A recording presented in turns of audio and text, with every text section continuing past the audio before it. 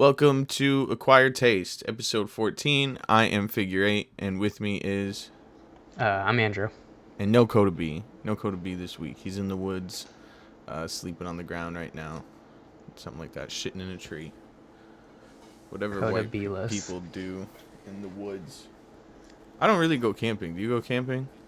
As a kid, I grew up going camping and stuff. Never like any super rural stuff, like a state park where there's RVs and tents and shit like that. But Not shit in the woods. no, not shit in the woods level. Not shit No. in the woods. All right, well, hope you're doing good out there, Koda B. Hope you're thinking of acquiring a taste of hip hop when you get back. Hopefully, you're listening to the last episode that came out. Yeah, the last episode was pretty good. I listened to the last episode that came out. I made content for it. Yeah, I saw that. It that. was not difficult to. It was pretty easy to find something worth posting about. All right, in the news, there is some in the news. J. Cole dropped Port Antonio. Do you want to talk about that? You talk about that.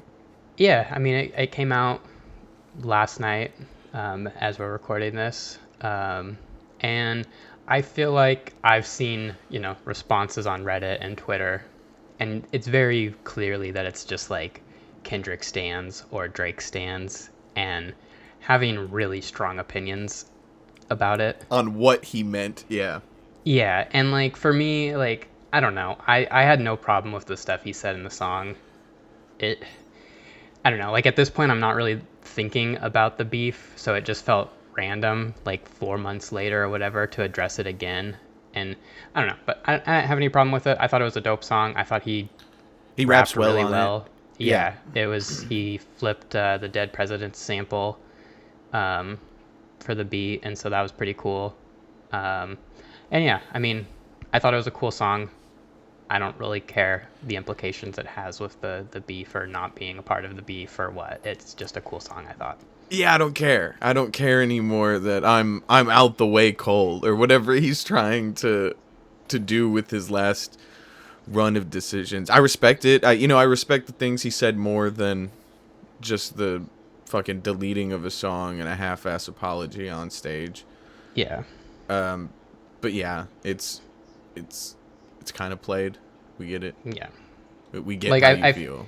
I feel like maybe or hopefully it's some sort of lead up to his album. I know I saw a lot of speculation on Reddit that was like, oh, this might mean the fall off is like finally coming. It's Detox. So maybe. It's new Detox to me. It's probably Detox. Yeah. It's just I don't care. You push something for that long, I don't care anymore. Yeah, and when it comes out, the bar's too fucking high now because you spent 6 years talking about it. Yeah, that, and it's like, so like, yeah, 6 years ago, he started talking about it, whatever.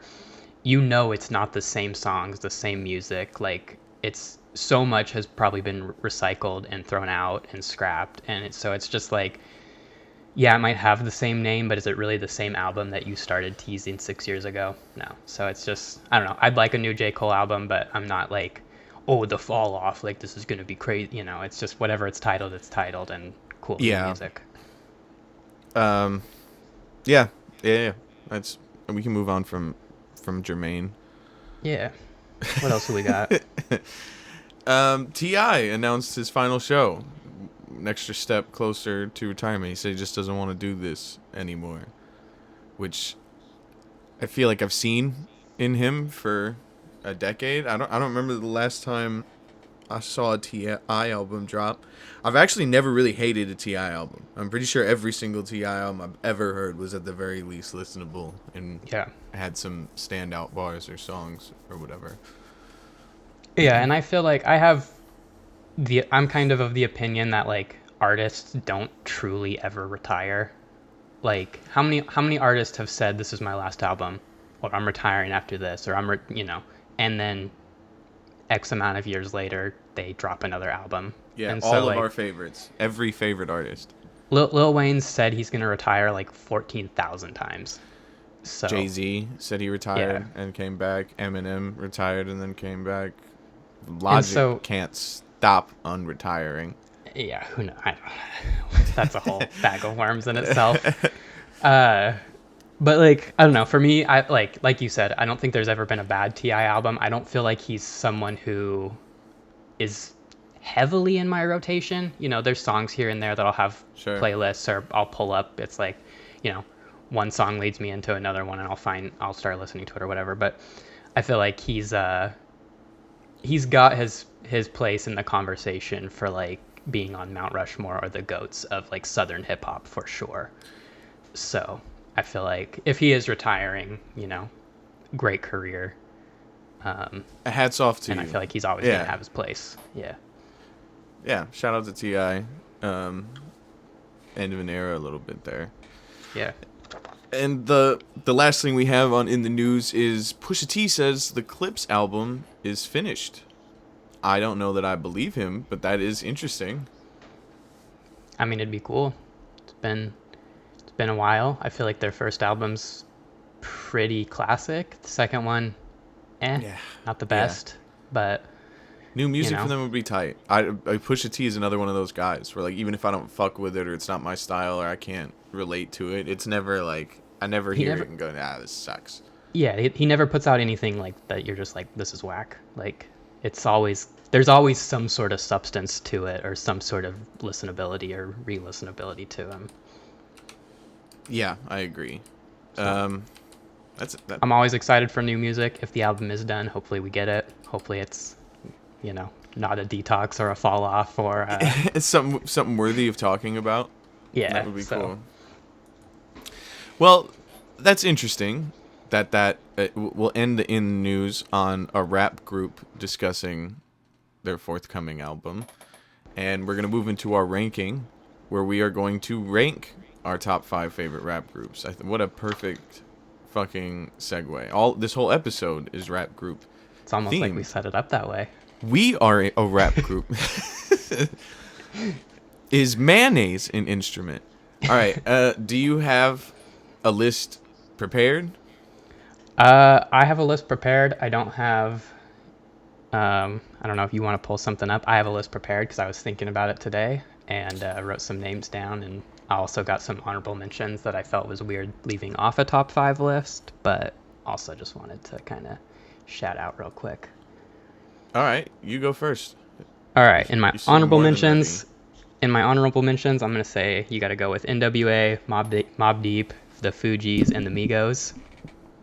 And then for my top 5, I'm gonna start at 5 and work my way up. I'm gonna say A Tribe Called Quest, the Wu-Tang Clan, Bad Meets Evil, Run the Jewels, and in number 1, Outkast. That is a respectable list. I'll give you respect for the list. I didn't come prepared with honorable mentions, but those were all tight. I I liked that list too. That was a decent top 4. I pulled up a list. I just Googled like best hip hop groups of all time and was just looking at it, and I was like, man, this is hard to narrow it down to 5. And so I felt like I had to mention some others there at least quickly. So my 5 was the Migos. My 4 is the Wu-Tang Clan. My 3 is the Beastie Boys. My 2 is D12, and my 1 is Outkast. Yeah, I felt and to like be Outkast honest, was gonna be our. D12 could be 5. I just been listening to them recently, so they probably are 5, and I would push everything down 1. But I had the Migos in my top 5. I think that, you know, surprising that it's such a older list of rappers and then the Migos, because I feel like what they did was similar to what people did then, like the wave they caused and the content they made. Maybe I'm just like off on this, but I feel like groups aren't as common anymore. No, they're not. Like it just doesn't feel like, I guess like you have Earth Gang that's a much smaller, like popularity wise or like notoriety Injury wise. Reserve. Injury Reserve. Brockhampton. I don't know if Yeah, Brockhampton's kind of done now. Well, and didn't one of the members of Injury Reserve pass away? I think so. That's possible, and they had to remove a member of Brockhampton due to some icky stuff. But Migos obviously more or less broke up. Yeah. I don't know. The City Girls are probably still together, but that's a duo. Run the Jewels are still together, but that's a duo. Yeah. Um, yeah, I don't know. I've I noticed a mean, lot of like, people in the underground have been doing collab tapes. Like people that we get asked to do shows with. I'll like look at their new couple of albums, and it's always like a collab album with 3 or 4 other artists that I kind of know of. So it's like they're not going to start a new group this late in their career, but there is a lot of like group like projects I feel like coming out recently. But nobody wants yeah. to be in a group because then you have to start a new brand, you have to manage multiple personality. I wonder what it's like. Only 30 some odd personalities to manage. No, no big deal. No big fucking deal. Well, that was cool. Yeah, I like that. Yeah. Um, I feel like Outkast is just like, yeah, I feel like you ask an average hip hop fan's top 5 in that, and Outkast is gonna yeah. be in the top 2 at worst. Like, I Yeah, how I could they tried not not be? to just Like, put them at number one because it felt like, man, we can't shut the fuck up about Outkast recently. But it's also like I can't imagine. Yeah, like it's just no, it's too much content. It's not like a Tupac or Biggie thing where there's 1 or 2 albums before it stopped existing. yeah. It is a full body of There's a work yeah. and There's a full body of work and like features and solo yeah, careers that stemmed off of that. I'm yeah, good. B. That's yeah. One of one. all right. Um, is it time for album club? Is that Yeah, the yeah. time? It's probably that time. I'm not doing the thing right now. We can do album club first. Stop All smiling right, at me. I'm all not. right. I thought it was coming up. Oh no, I wasn't prepared for it. All right. So for album club, our theme this week, we since we were kind of doing groups, we decided to do albums that were, or I guess solo albums from a member of a group. Yeah, So for I had searching for Gary Garcia, excuse me, Jerry. uh, Jerry. I wrote down Gary, and so Love that. searching for Jerry Garcia by Proof. And so I've heard this a few times. It's definitely not an album that like is in my rotation by any means. Sure. And even outside of a couple songs on it, I don't think after kind of bringing it back up, it would stay in a rotation or anything like that. But overall, I did like it. Biggest complaint, I guess I would say, is that there's just too many skits. I'm just, I'd say 99% of the time, I don't like skits on an album. Yep. And so there was a lot of skits on it, and it was just kind of like, that always took me out of it a little bit. Some of my favorite songs, though, were Forgive Me, which I think was kind of stood out production-wise. I thought that was one of the best beats on the album.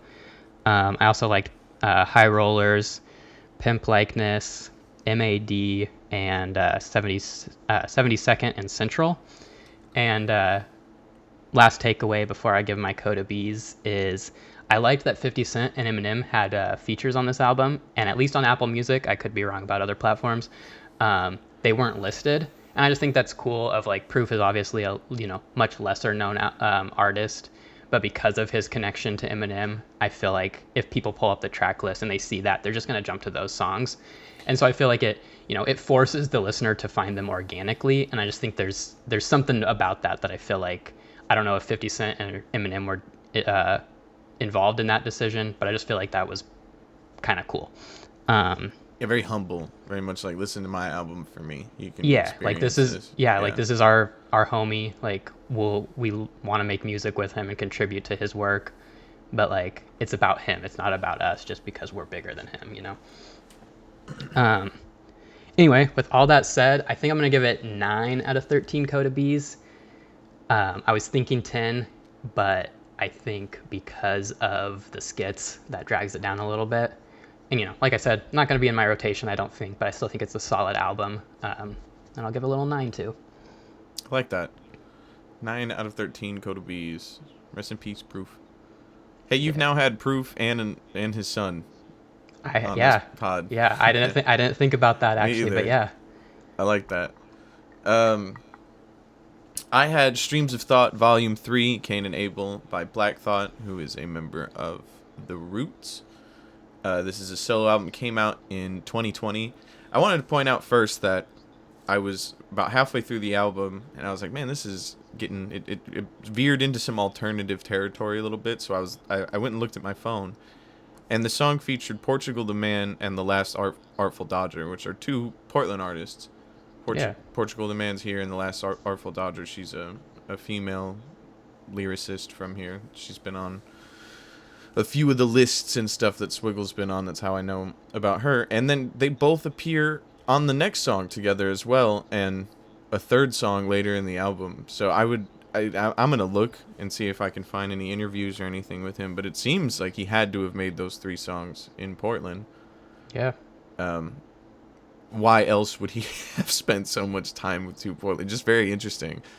And they were all pretty good songs. They weren't my favorites on the album. I love Black Thought. I hadn't heard this prior to this, but Black Thought is incredible. And I saw in the, like, I looked at the critical reception. Let me see if I can find it. I've always thought of him as like a more digestible, like Eminem type rapper. More focused. Like, it's hard if you're in a specific mood to listen to an Eminem album, because it kind of takes you all over the place. You have to be in the mood for an Eminem album. If I want to hear that kind of music and I'm in a certain kind of mood, you can listen to a Black Thought album, for the mood. And in the critical reception thing, somebody said something like, where is it? His ingrained instinct for his ability to use words as textures as much as tools keeps him from falling to prey to the same monotony and excess as an Eminem or Royce the 5'9" album. Damn. Which I thought was funny. And also, not in ridiculous critique. This is the shortest album I've had in a very long time on this podcast. It was 34 minutes. It was fucking awesome. Hey, 13 a songs. breeze. I listened to it twice. I got to double up. Yeah. And So you it spent the still same was amount of less than time. the last fucking album. Fuck. But those features were cool. One of my favorite songs was Good Morning. It had Pusha T, Swizz Beatz, and Killer Mike. Super cool song. And there was a strong Schoolboy Q feature later on in the album as well. I really liked it. It was... there were skits, but not skits. The beginning and ends of songs had a loose narrative there. A lot of it was through news clips and stuff, but I never looked at my phone to see how much time was left in it. It always left before I had the thought of whatever. And there was still the song playing behind it. It was well done, but I feel short. like that kind of reminds me of like To Pimp a Butterfly, where you have like Kendrick giving his little like statements. I remember to talk you was and whatnot. conflicted. But and so it's like, yes, it's a skit in a way, but they're brief. They're even Good Kid, Mad City has it with like the voicemails from his parents and stuff. It's short. It's just little tiny clips that help kind of, like you said, move the narrative, and that's to me more digestible than like a whole track that's a skit or like a 2-minute thing at the end of a song or. And it yes, I agree. It came out in 2020, October of 2020. So there is some pandemic talk on it. There is a lot of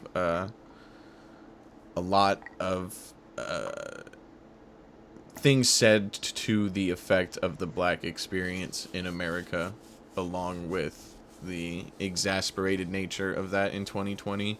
But I think it was super well woven throughout this 34-minute thing. Like, it's I don't know if you've heard it, but I would say give it a bump.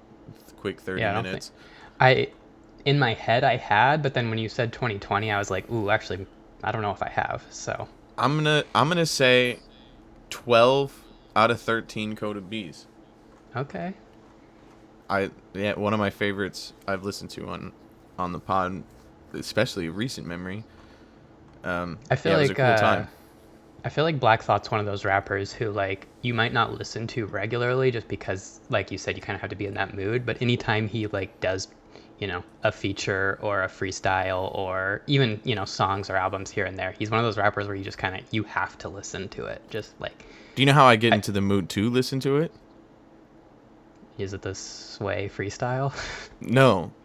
I need to smoke and get in that mood. That's why I use King Oh, Palm blunt wraps with an abundance of exciting flavors, including honey mango, watermelon wave, and pink lemonade.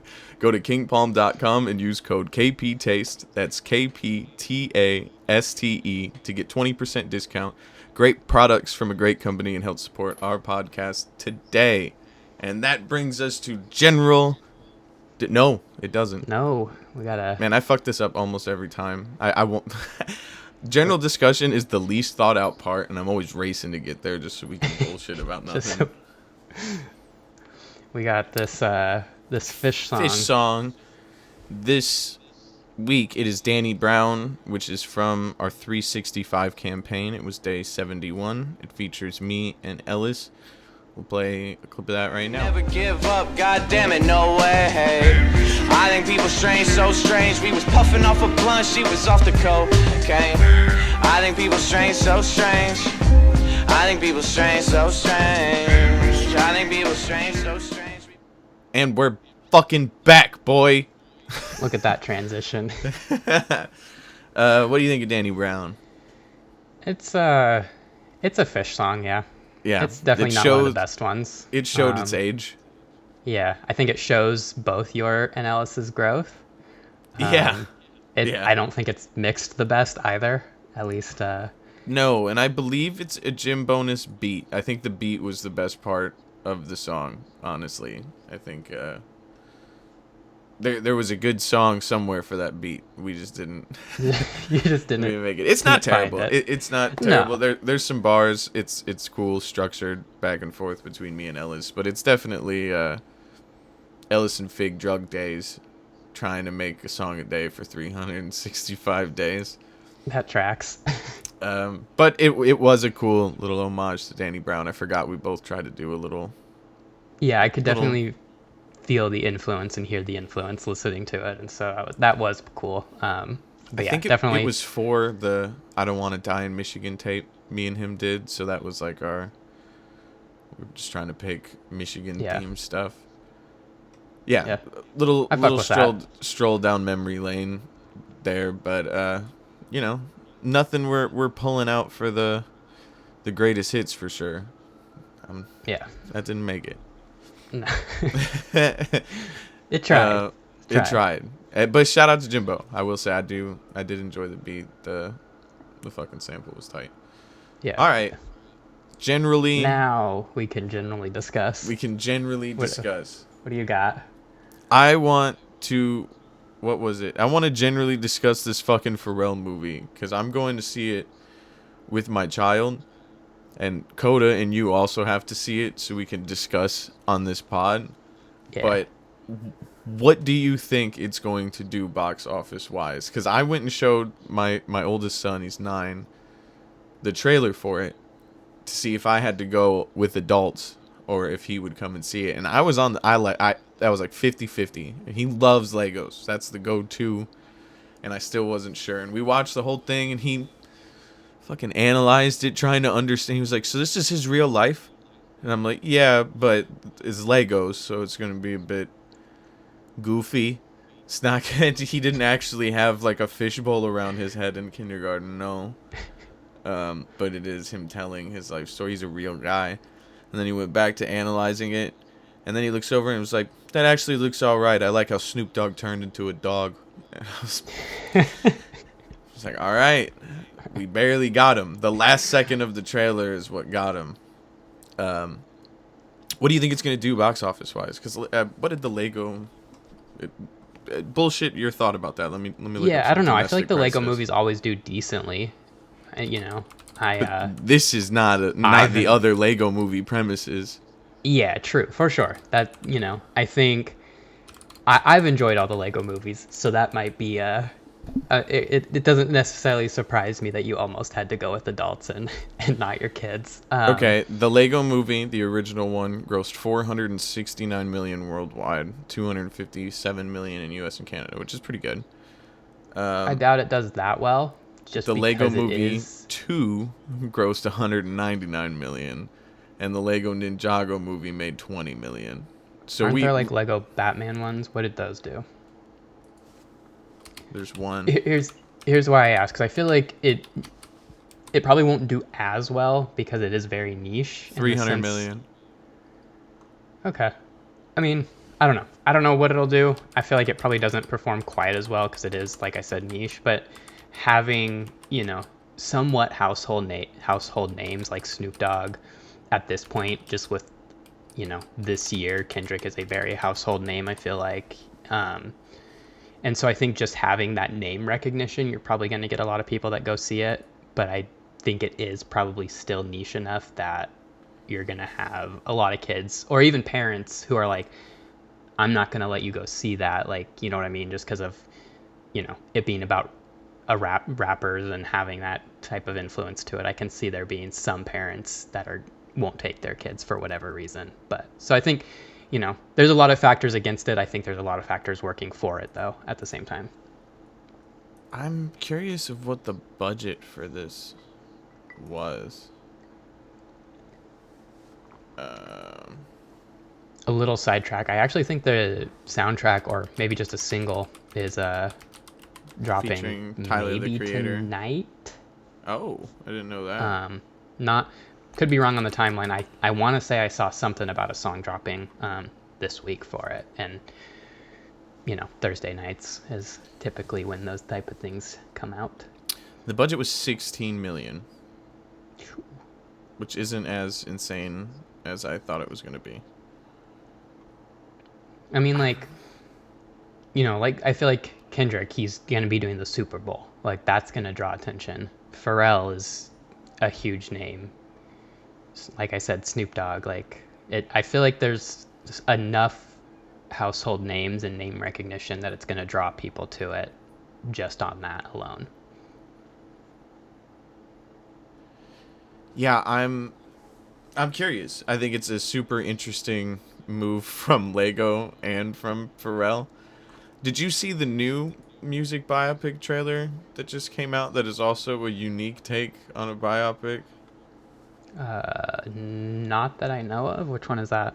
It's a Better Man, which is the story of Robbie Williams, who's a British pop star. I only know who he is because there's a few scenes that make fun of him in Ted Lasso. Let me see if I can find this and pull this up. Do you have anything else to generally discuss while I look at this? No. I feel like I usually don't come to much in the general discussion segment. That's usually a you and Koda thing. But I am excited for the Lego movie. That is one I want to see, and so I think that'll be a cool little experience. All right, I'm sharing my screen. Yep, I gotta press this. There we go. This is a musical biopic. It's just... He's just a fucking chimpanzee. Like, literally. So instead, it's literally just his life story, but instead of a human being playing him, it's a chimpanzee. Yeah. Okay. And here's the thing, is I saw the top comment on a post once was like, I miss when movies were original movies come out. What the fuck is this? I mean, I think it's cool that back to back, same year, there's two musical biopics that are nothing like anything I've seen, for sure. Yeah. Certainly not Walk Hard or Straight Outta Compton. Yeah, that's... Yeah. Is that the episode? I think that's the episode. This is a short one. Yeah, I mean, we've been keeping them to about 30 minutes. We've got this dialed in. Yeah, and without the riz of Koda B and his Baker's Dozen. I can obviously hear it when it comes out. How'd the interview with Deb go? Good. It actually went pretty good, and we all had the cameras set up a bit better, so the interview video, which this is out now if you're hearing this, you can go to YouTube and check out the video of Dub, the interview, or you can listen to it wherever you're listening to this. Go back a week. It went good. Yeah. It was pretty entertaining. Dub stayed with us for the first bit during In the News, and he ranked fish songs with us, I think. Hell yeah. Yeah, it was a good episode. We kept it pretty short and sweet too. It's fun. I like these. And next week we have a special guest, Young Ned, who picked the Young Ned episode. He picked albums for us, which it's a special episode, not hip hop music. It's going to be a rock episode where I'm going to listen to Rumors by Fleetwood Mac. Andrew is going to listen to Nevermind by Nirvana, and Koda is going to listen to License to Ill by the Beastie Boys. Yeah, at least there's a hip hop adjacent. Yeah. Beastie Boys were in your top 5. Yeah. So there we go. And Ned's going to come on and ask us some questions. Questions. So I'm excited for that. Next week will be a fun episode. So we'll see you then. Taste you then, taste buds. Taste you then, taste buds. Outro music